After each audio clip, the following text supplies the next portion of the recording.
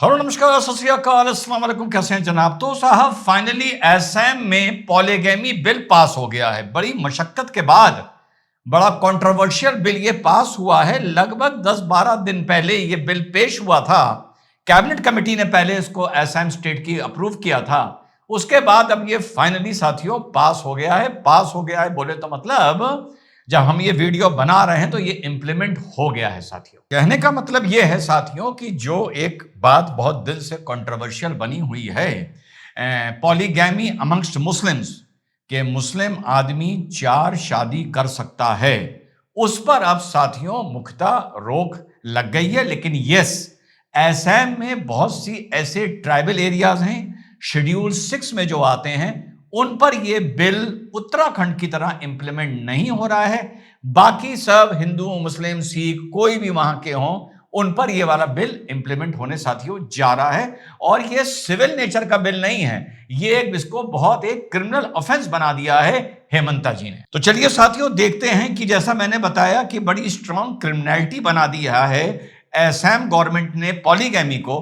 तो जानते हैं कि अगर कोई इसका उल्लंघन करता है, ये तल्लाक बिद्दत की तरह नहीं है। तल्लाक बिद्दत बहुत लीनियंट था, उसमें 3 साल तक की सजा थी, लेकिन इस बिल में लगभग 7 साल तक की साथियों सजा है और रिपीट ऑफेंडर को उससे भी ज्यादा सजा है और फाइन भी है। हाँ, एक संशोधन है, मैंने अभी बोला पॉलीगैमी के चलते मुस्लिम 4 शादी कर सकता था, जो मुस्लिम पर्सनल लॉ के तहत आता था, शरीयत के तहत आता था। यहां मैं थोड़ा सा अपने आप को करेक्ट कर लूं कि 2 शादी भी अगर आप करते हैं तब भी वो पॉलीगैमी में ही माना जाएगा। हाँ तो साहब ये आया है, the chief minister Himanta Biswa Sharma told the house that it was not against Islam. Yes, it is not, and that any true Islamic people will welcome this. बिल्कुल सही बात है साहब।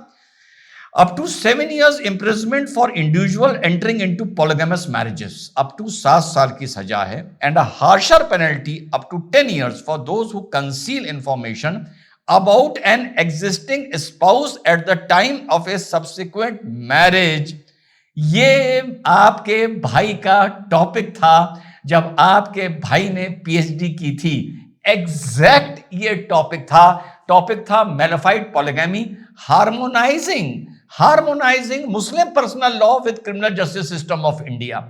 मेरी पीएचडी ये थी साथियों। पीएचडी एक टॉपिक पर होती है, पर उसके लिए अगल बगल की बहुत चीजें पढ़नी पड़ती हैं। मेरा वहां पर जो तर्क था और जो मेरी थीसिस थी, हाइपोथीसिस थी कि ये गैर इस्लामिक है। क्या था? यह मानते हुए कि उस टाइम देश में शरीयत थी। मेरा यह आर्गुमेंट था कि अगर आपकी एक वाइफ है, एक मुस्लिम आदमी दूसरी शादी करता है, उस दूसरी वाइफ से पहली वाइफ के बारे में नहीं बताता है या उसके पास कोई इस तरह का डॉक्यूमेंट नहीं है, एविडेंस नहीं है, या दूसरी शादी करता है और पहली वाइफ को बताने का उसके पास कोई साक्ष्य नहीं है, तो वो दोनों तरफ शरीयत के अंदर रहते हुए भारत की क्रिमिनल लॉ का उल्लंघन कर रहा है by concealing a very relevant fact from both the marriages.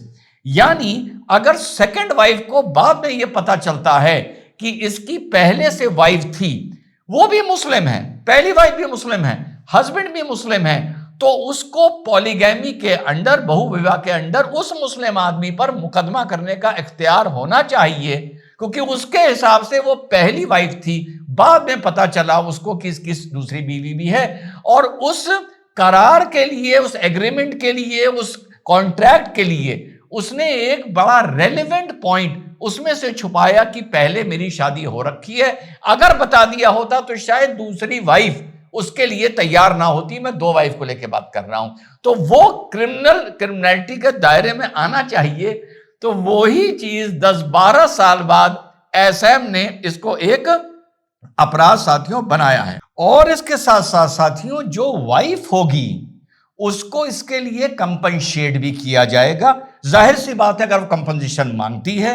और सिर्फ हस्बैंड नहीं, इस शादी को, इस पॉलीगैमस मैरिज को जिन लोगों ने भी फैसिलिटेट किया, जिन लोगों ने भी अबेट किया, चाहे वो लड़के के घर वाले हों, चाहे वो बीच के बिचौलिए हों, चाहे वो धर्मगुरु हों, मौलाना हों, मौलवी हों, मुफ्ती हों, वो सब इसके लपेटे में आएंगे। अब ये मैटर ऑफ ट्रायल हो जाएगा कि कोई कहेगा मुझे पता नहीं था, मौलवी साहब ये कह सकते हैं मुझे नहीं पता था, मुफ्ती ये कह सकते हैं, कारी साहब ये कह सकते हैं, लेकिन घर वाले तो नहीं कह सकते, माँ बाप तो नहीं कह सकते, तो अब या भाई बहन भी नहीं कह सकते।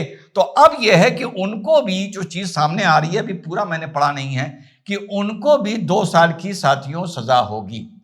इसी के साथ साथ साथियों, कुछ दिन पहले आपको याद है बांग्लादेशीज को लेकर भी असम गवर्नमेंट ने बिल पास किया था कि उनको यहां से डिटेंशन सेंटर में रखकर असम की जो डेमोग्राफिक बदल रही है उसको वहां से हटाया जाए, उसको यहां असम से उन लोगों को हटाया जाएगा। और धीरे धीरे साथियों फिर से कुछ डिस्ट्रिक्ट्स में जो ओरिजिनल डेमोग्राफिक्स थी, ये रिपोर्ट भी आप लोगों ने देखी होगी, उसकी तरफ वापस Assam is limping back to the old status.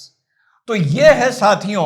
और एक चीज आप एक ट्रेंड देखिए कि पूरे भारत में एक साथ एक चीज को इंप्लीमेंट ना करके, क्योंकि ये कॉन्करेंट लिस्ट में आता है, पहले उत्तराखंड ने किया, उसके बाद आपका असम ने किया, और इसके अलावा इसमें इलेक्शन को लेकर भी है, जॉब को भी लेकर है, बहुत सी और भी सिविल नेचर की इसमें साथियों पनिशमेंट हैं। तो ट्रेंड ये बन के आ रहा है कि धीरे धीरे जैसे SIR कभी यहां हो रही है कभी वहां हो रही है, धीरे धीरे कुछ राज्य इस चीज को अडॉप्ट कर रहे हैं, और आगे आगे देखते हैं कि आगे जाकर कितना ये चीज फैलता है। मेरे हिसाब से ये भी एक बेहतरीन पॉलिटिकल स्ट्रेटेजी है कि पूरे भारत में एक साथ इंप्लीमेंट करके, एक बवाल में पड़ के और पूरी चीज को कोलैप्स करवाकर कहां से चीज जाके जुड़ रही है। मेरे हिसाब से ये चीज कहीं ना कहीं जाके जुड़ती है किसान कानून से। किसान के लॉ अगर लाकर इंडिविजुअल स्टेट्स में फ्लोट कर दिए जाते, जो चाहता अडॉप्ट करता, जो चाहता अडॉप्ट ना करता, जो अडॉप्ट करता वो उसके रिजल्ट्स अच्छे दिखाता, तो शायद किसान लॉज को वापस करने की जरूरत भी ना पड़ती, वो भी कॉन्करेंट में आ रहा था और धीरे धीरे उसके बेनिफिट्स लोगों को नजर आते। तो अब वो ही पॉलिसी, किसान लॉ की पॉलिसी को चेंज करके अब शायद इंडिविजुअल ये हिटिंग हो रही है, जो मेरे हिसाब से धरातल पर बेटर भी रहेगी। एक राज्य के हिसाब से इसमें कोई डिफरेंस ऑफ ऑफेंसेस भी आ सकता है। यस, उत्तराखंड की तरह ये चीज भी चैलेंज होगी, मैं इस पर नजर रखूंगा। अब मैं भी सुप्रीम कोर्ट पहुंच चुका हूं, यह तो मुझे नहीं पता कि भारत में UCC कब इंप्लीमेंट होगा साथियों, लेकिन यकीन करिए ऊपर वाले की मेहरबानी रहे और आप लोगों का प्यार रहे, 3 दिसंबर से लेकर शायद 31 दिसंबर के बीच में इस देश में बहुत कुछ बदलने जा रहा है, और उस बदलने के पीछे आपके भाई की पढ़ाई होगी, आपके भाई का इल्म होगा, आपके भाई की अकल होगी, आपके भाई की टाइपिंग होगी, और साहब की मर्जी होगी, और बाकी वक्त बताएगा। जय हिंद, वंदे मातरम, खुदा हाफिज।